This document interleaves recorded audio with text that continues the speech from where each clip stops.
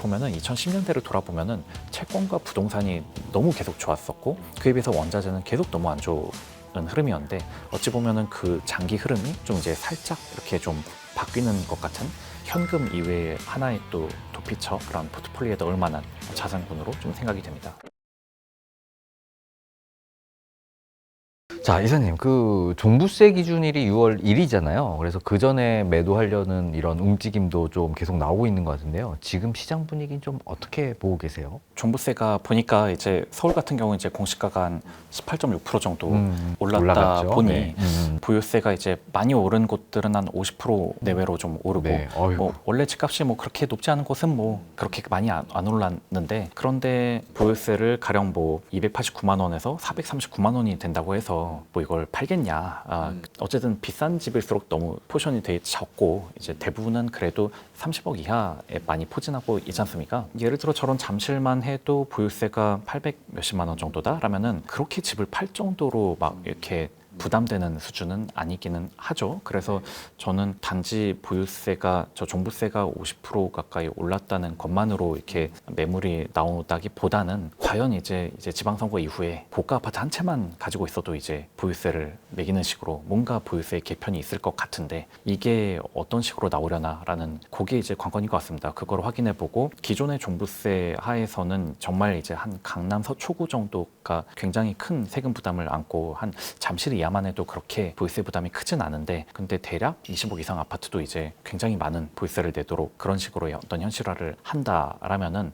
상당한 좀 동요가 있을 수 있겠죠. 예를 들어서 앞서 말씀드린 그 일본 같은 경우가 대략 한 1% 정도 실효 보유세율이 그 정도 되는 걸로 알고 있는데 잠실 아파트 같은 경우 지금 대략 한 30억 초반에 거래가 되는데 보유세가 850만 원으로 나온단 말이에요. 그러면 1%를 넣으면 3천만 원이 돼버리죠. 3천만 원요? 그러니까 물론 이건 너무 급진적이기 때문에 당연히 한 번에 그렇게 가진 않겠지만 뭔가 단기적으로 그렇게 가는 것처럼 구조를 짠다면 그러면 이제 생각이 되게 달라질 수 있겠죠. 지금 정도 종부세 하에서는 이게 그렇게 큰 부담이 아니었는데 앞으로 계속 이렇게 세금이 오른다라면은 생각이 좀 달라질 수는 있을 것 같습니다. 네. 이렇게 보유세를 많이 내는 거에 대해서 갑자기 뭐 작년에 낸 거에 뭐 50%를 더 인상해서 내라고 그러고 왜냐면 우리 뭐 세금 낼 때 갑자기 이렇게 내라고 하면 굉장히 당황하실 것 같아요. 그래서 야, 이런 부분들이 결국엔 동요로 이루어지겠지만 또 화도 또 많이 나실 것 같다라는 생각도 드는데 이런 기준일이 지금 6월 1일이니까 6월 이전에 팔면 이제 안 나오는 거잖아요. 이런 기준일을 앞두고 막판에 매물이 좀 나올 수도 있을까요? 근데 저는 뭐 딱히 이번 종부세 때문에 부담이 돼서 6월 1일 전에 나오는 거는 되게 제한적이라고 좀 생각을 하고요. 그것보다는 이제 장특공제 어떻게 할지와 이제 보유세를 어떤 식으로 설계할지 이제 요 두 가지가 관건이라고 생각이 되고 그러면은 이 두 가지를 확인하고 난 이후에들 움직임은 있을 거라고 좀 생각을 하고 있습니다. 근데 이게 현장에서 좀 이렇게 얘기를 들어보면 증권사 PB나 애널리스트로 계신 분들은 이제 부자분들과 상담을 하는 경우들이 많으니까 대략 두 가지로 나뉘는다고 하는데 보유한 집 외에도 워낙 다른 자산이 많고 그냥 이렇게 사업체가 잘 되고 있거나 그래서 가진 게 많으신 분들은 거의 대부분 세무 상담을 했을 거란 말이에요. 그 세무 상담의 결과 이런저런 시나리오를 들었을 텐데 이 집 외에도 가진 게 많은 분은 그러면 뭐 지금 팔어 하고 그렇게 파신 분들이 꽤 많다고 합니다. 근데 지금까지 내 자산을 형성한 게 거의 다 이 집이었던 분들 어찌 보면 운 좋게도 저 십수년 전부터 계속 갈아타기하고 영끌하고 하던 게 이제 타고 와서 이제 반포까지 보유해서 지금은 뭐 반포 한 채만 보유해도 뭐 수십억 자산가이긴 하니까요.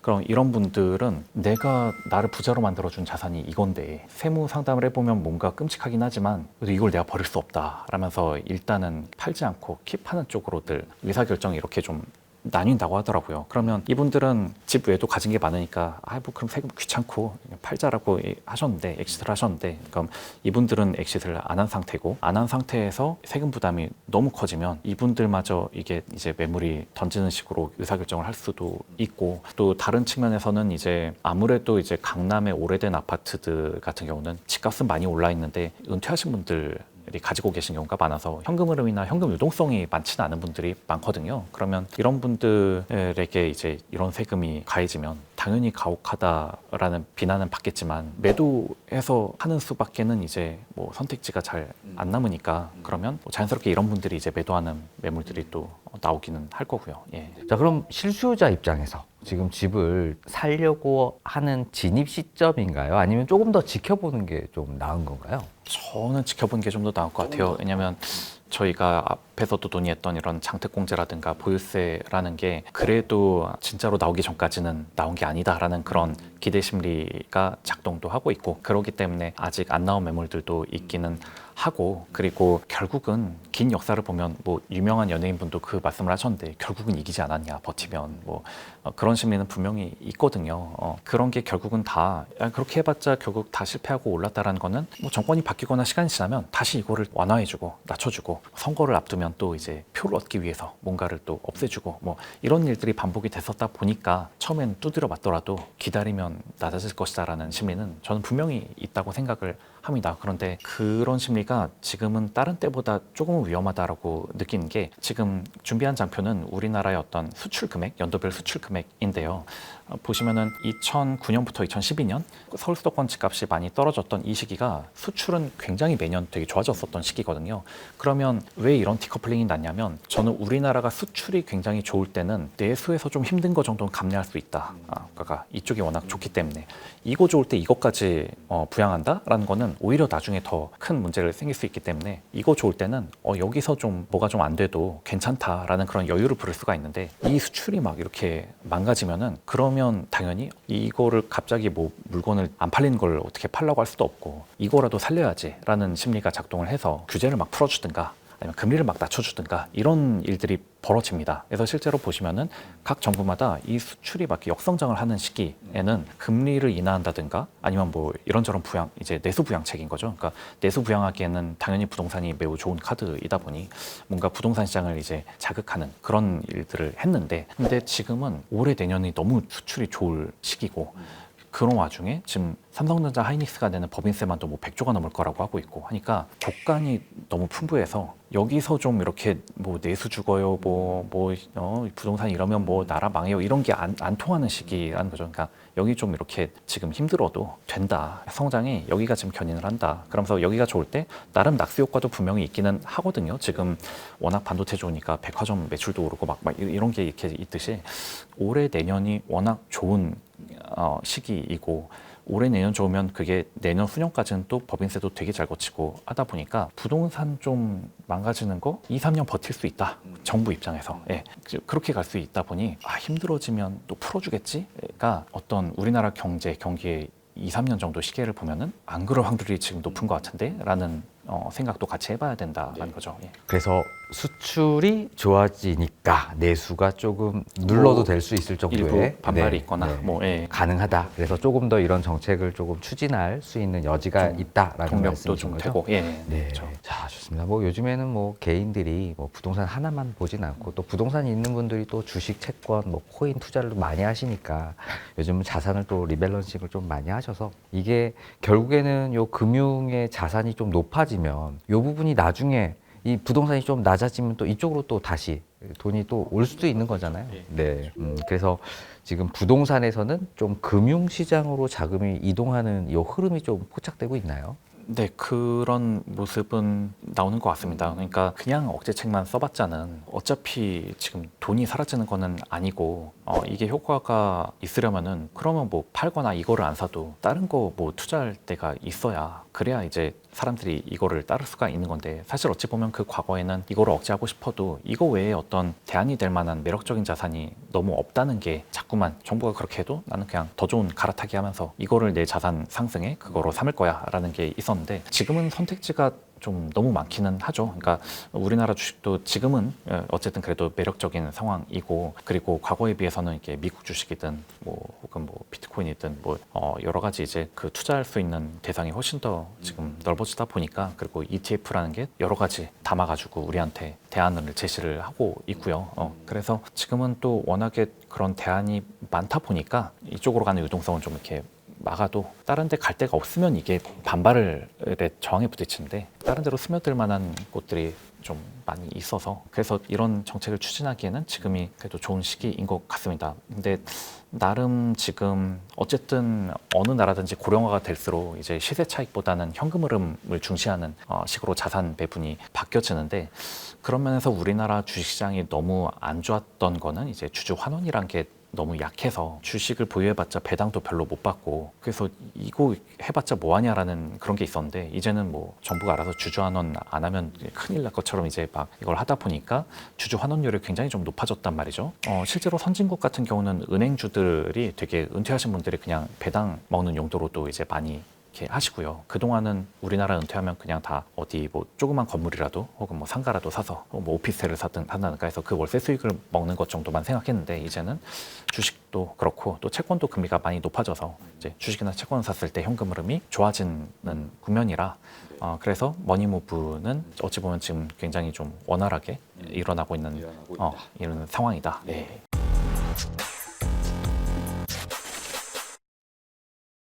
자, 일단 뭐 변화는 있는 것 같은데, 자, 이런 상황에서 뭐 실수요자 혹은 투자자들 어떤 기준으로 어떤 자산에 자신의 배분을 좀 하는 게 올바른 걸까요? 뭐 기준이 좀 있을까요? 기준점을 저는 아무래도 제가 또 채권 쪽에 있다 보니까 금리의 향방, 특히나 이제 중앙은행들의 기준금리 어떻게 하는지가 너무 중요하다고 생각은 합니다. 가령 제가 준비한 장표에서는요, 원래 작년 말과 올해 초에 유수의 글로벌 IB들이 전망했었던 2026년에 유망한 자산 보면은 구리랑 금이 제일 유망하고 달러랑 원유가 제일 나쁜 자산으로들 전망을 했었습니다. 근데 지금 불과 3, 4개월 지난 시점에서 보면은 뭐 금, 구리 별 재미없고 원유가 제일 많이 올랐죠. 근데 사실 작년 말과 올해 초에 저런 전망을 했었던 이유는 결국은 핵심은 이제 달러 약세, 유가가 안정이 되면 그러면 연준이 금리를 편하게 앞으로도 낮출 수 있고 인플레가 걱정 안 해도 되니까 그럼 연준이 금리 낮추면은 이제 달러가 약세가 되니까 그러면 이제 비밀국 자산들 어쨌든 달러가 약세가 된다는 거는 달러로 살 수 있는 다른 모든 게 다 오른다라는 그런 전망을 했던 거거든요. 근데 지금 상황은 약간 미국도 최근에 이제 FOMC 지나고 나서 보니 슬슬 이제 올해 금리 인하는 또 물 건너가고 어쩌면 내년에 금리 한 번 인상할 수 있다 이런 쪽으로 지금 뭔가 시각이 좀 바뀌고 있어요. 그러면은 이게 원유가가 오른 만큼 달러도 약간 또 약세를 전망했었는데 강세로 지금 간다라는 거거든요. 그렇다면 우리가 생각을 할 때 항상 금리가 낮을수록 달러가 약세일수록 적극적으로 그게 주식이든 부동산이든 자산에 대한 투자 비중을 늘리는 게 성공 확률이 높은데 이게 오히려 이제 금리를 낮추지를 않고 오히려 올린다거나 달러가 강세로 가거나 하면은 확실히 훨씬 더 보수적인 마인드로 이걸 그러니까 방어태세로 좀 이동을 해야 되죠. 그러니까 우리가 워낙에 이제 금리는 낮추는 거고 달러는 뭐 남들 다 약세로 간다던데라고 생각하면은 그러면 이제 현금이란 게 오히려 현금을 들고 있으면 불안해지는 상황이지만 이게 반대로 달러 강세로 갖고 금리를 올린다라면은 이제 현금 보유라는 게 굉장히 아주 주요한 현금을 가지고 있다 보면 다른 거 떨어질 때 떨어진 가격에 살 수 있으니까 이제 현금 보유 비중을 슬슬 이제 높여도 되는 상황으로 좀 가고 있다라고 좀 개인적으로는 좀 그렇게 판단합니다. 네.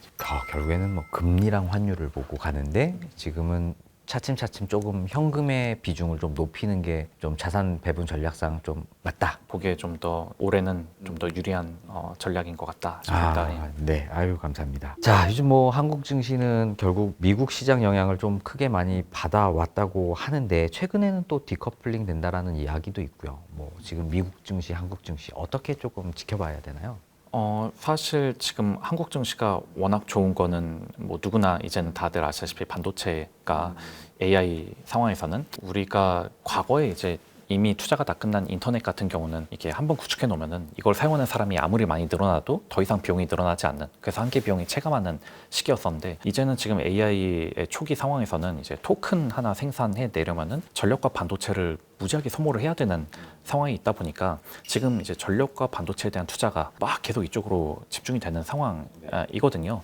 그래서 이게 제 생각에는 그래도 올해까지는 전력과 반도체 관련된 산업이나 그 기업은 가끔 조정을 받아도 다시 이거를 올라가는 흐름은 좀 보일 것 같아요. 아직 이 토큰 생성에 많은 자원을 소모해야 되다 보니까 이 투자를 올해는 그래도 계속 한다라는 관점에서는 그러하고 그러다 보니 아직 코스피가 많이 올라오긴 했는데 옛날처럼 다시 막 3, 4천 향해 막 뚝 부러지는 아직 그런 시기는 아니다라고 일단은 보고는 있고요. 그리고 역시 하나는 코스피가 잘 오를 수 있는 배경 중에 하나가 바로 이제 달러가 약세로 간다라는 그 관점이었는데 요게 달러 강세로 전환이 되면은 그러면 어쩔 수 없이 이제 코스피의 상승률을 제약하는 상황은 좀 되기는 하겠죠. 그래서 지금 상황은 어쨌든 뭐 워낙 뭐 전쟁이 일어나든 금리가 오르든 워낙 AI 관련 투자를 계속하는 상황에 있고 이 AI 투자가 돈을 버느냐 못 버느냐에서도 점점 이게 지금 바로 돈을 벌고 있는데 라는 시그널을 지금 뭐 구글이나 아마존이나 메타 같은 데가 지금 보여주고 있다 보니까 아직은 이게 바로 꺾이진 않는 상황인 것 같거든요. 그래서 미국 증시랑 우리나라 증시 둘 다 AI 투자의 수혜를 받는 섹터는 뭐 아직은 좀 견고한 것 같다. 근데 그 이외의 분야는 금리는 오르고 다들 저쪽으로만 투자하느라 일론 돈 나누고 하면은 별로 이제 재미가 없을 확률이 높죠. 아, 그렇군요. 아직도 AI가 이제 좀 붐을 일으키는 상황이군요.